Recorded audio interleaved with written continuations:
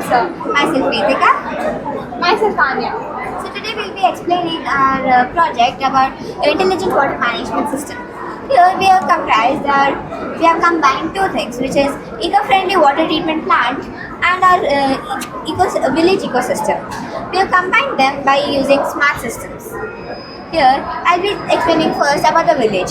Here I've used the automatic motor on or off. Here, light sensor and the pump.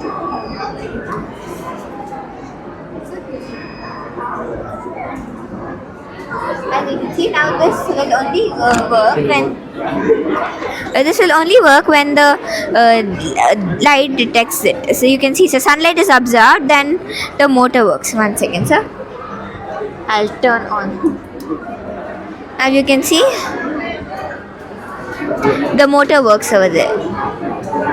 And our water will be regulated over the fields. Over We the have used field. drip irrigation system. You can see, so the water is flowed throughout the area. Now here we have used the drip irrigation so that maximum amount of water is saved. Now moving on to the rainwater harvesting.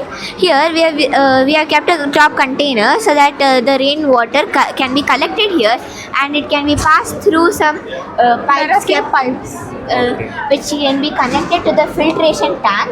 Here the large rocks, gravel, sand, charcoal. Measures the light intensity, and this is the DH11, which measures the temperature and humidity, and this is a 3-axis gyroscope and an accelerometer, and this is the like a weight checker, and this is an robotic arm also, which will be connected here. Then and this is the camera, and this is the eyes of the rover, which is known as the ultrasonic sensor. And this is the bungee system. This is the our event rover has a bungee rocky movement, which means the suspension of the rover. Like whenever it detect any rocks, right, using ultrasonic sensor, it will just move up so that rover comes into play. That's how it works. Because in Mars it's an uneven surface, not plain surface like our roads. We can't use our car suspensions or anything, so we use rocker bungee movement. Biogas for the boiling process, it is more eco-friendly than the petroleum. And here mutual exchange of resources. The village supply their biogas, which is the organic matter of the cattle, cows and all, since it is more available in rural areas. Now when it goes to the biogas, they provide them biogas.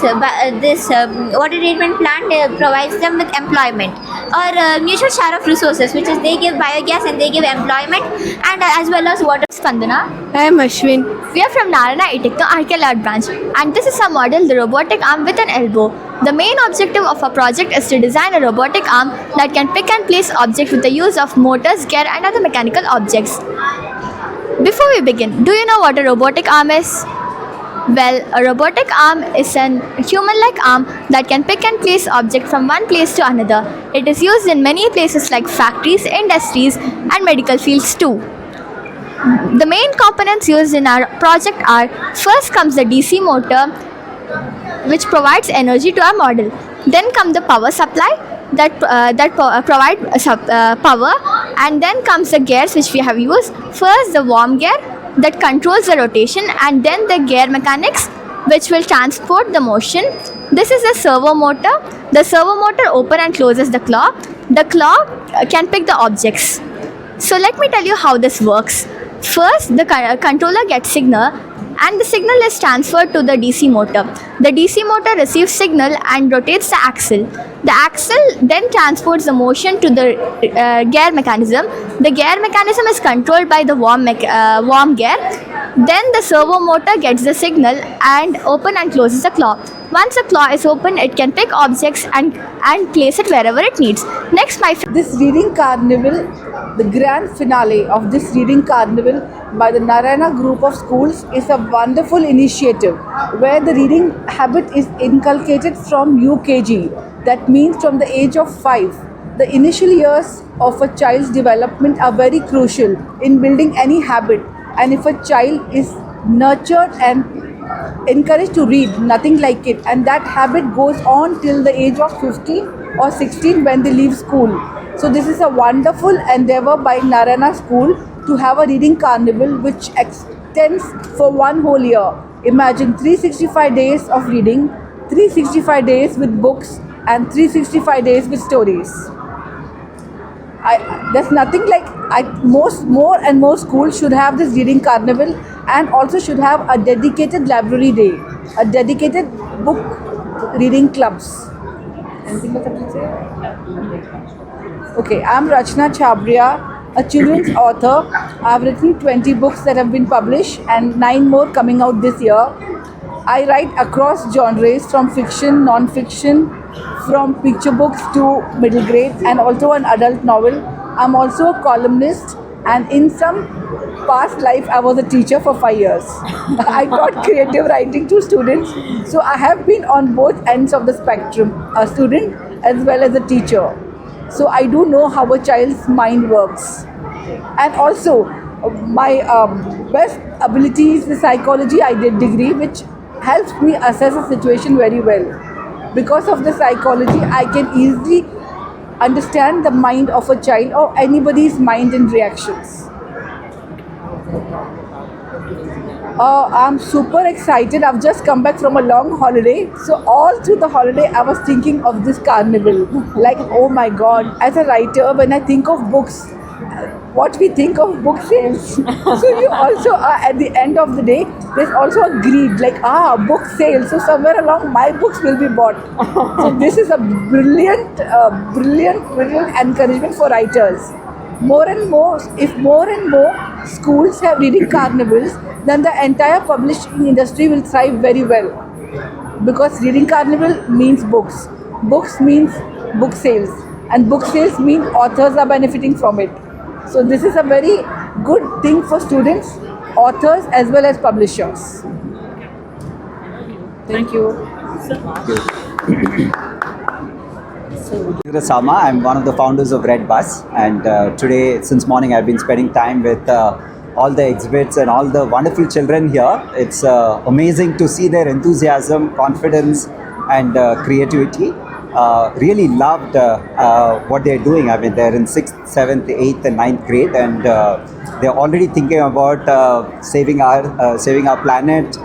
They have business plans to solve our problems, and the students who are talking here, who are speaking here for the speaking competition, right? I mean, I could not speak like that even in my college, right? So it's an amazing, I think, opportunity. I thank and congratulate Narayana Group for facilitating this, because this is not inside the curriculum. Of course, I think because of NEP it will get into the curriculum, but though you didn't have an obligation to do all this, I mean, you've done this, dedicated 27 classes in a year, right? And I was also curious, I was asking the students if they're charged extra, right, for these classes, because what I learned is all these classes are taken by faculty who are outside, outside the school, which means it's an expense for you. And I was asking them if it is a business model where typically in schools, right? I mean, you get a robotics class and then you charge extra to the students and then pass on some and retain some. But I'm very happy to learn that actually students are not charged extra for this. I mean, it is within their school fee. Which speaks a lot about the intent, the genuine intent of doing it. And I think Bangalore, thanks for starting in Bangalore. Bangalore needs it, and this is the vibe of Bangalore, right? Where kids, right? I mean, from 6th grade, they talk about startups. Most likely their parents are working in a startup. It's a buzzword in Bangalore, and I'm very happy that the schools here are getting up for that. It really is warms up my heart. I'm very happy. I'm happy to come here. Thank you and congratulations. Very good afternoon to everyone. Thank you so much for coming. I am Dr. Sindhura Narayana, Director, Narayana Education Institutions. Today we have gathered here in order to celebrate 2 very important events. One, we have culmination of the club activities that we are conducting for primary as well as high school students in all the 30 plus schools of Narayana Group in Bangalore. And number 2, we also have reading program as a reading carnival, which ma'am has just explained, and we are going to witness that in the afternoon. First of all, I would like to thank both the chief guests, Mr. Sama as well as ma'am, for agreeing to come and witness the event. This is something we have done in the last minute, but I'm so glad they have agreed to grace the occasion. Just to let you know, I think there's a big question running in all our minds, because there are so many changes that are happening in the world, that what is going to be the future of the children. What they learn today from the books may not be something that they would apply as is, like in our generation, right? In the future generation, which is maybe Gen Alpha or even Gen Zs, they may or may not get to apply what they have learned, except for the strong foundational aspects of either maths or physics or languages or any other subjects. There is AI which is disrupting, and of course there are skill sets which are to be picked up by them, so that will last them forever. And whichever profession they choose to pick up, or if they intend to start their own business, those skill sets will really help them in becoming successful. It is with that intention that we started these clubs as well as the reading program.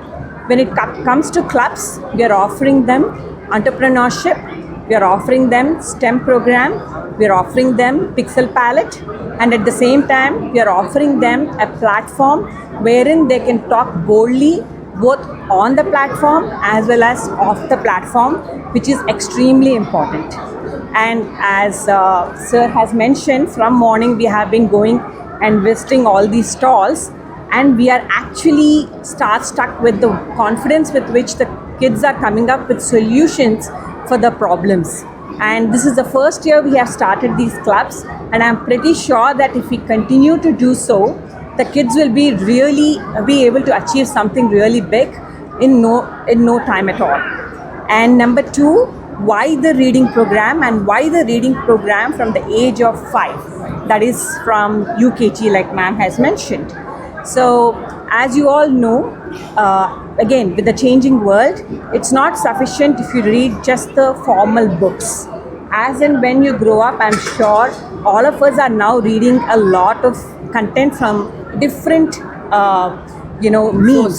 sources. That could be articles from WhatsApp, from your TV channels, and so on and henceforth.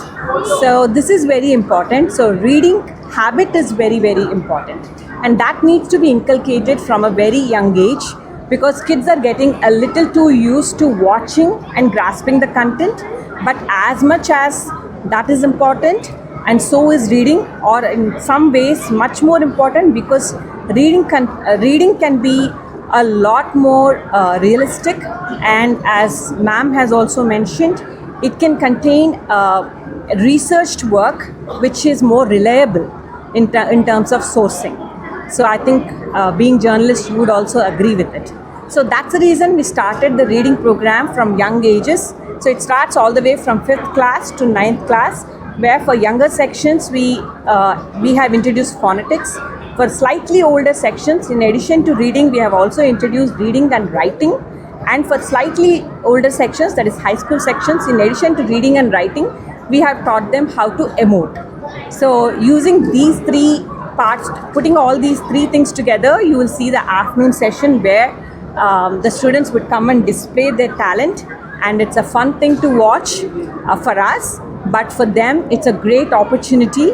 And I'm sure this little initiative of what we have started this year will go a long way, and these kids who are representing 30 plus schools in Bangalore, all the way from south, that is HSR, Bellandur, JP Nagar, to central part of Bangalore, like Ramurthy Nagar, Kagadaspura, to northern part of Bangalore, like Saka Nagar. From all the parts, they are going to mesmerize you. I hope you stay and you enjoy the show. Thank you so much for coming and encouraging these little minds. And I wish all the organizers, that is the R&D members, the people who have worked behind the scenes, that is the non-academic members, the vendors, the teachers, principals, academic deans, everyone for making this happen. Thank you so much, and I wish the students all the very best.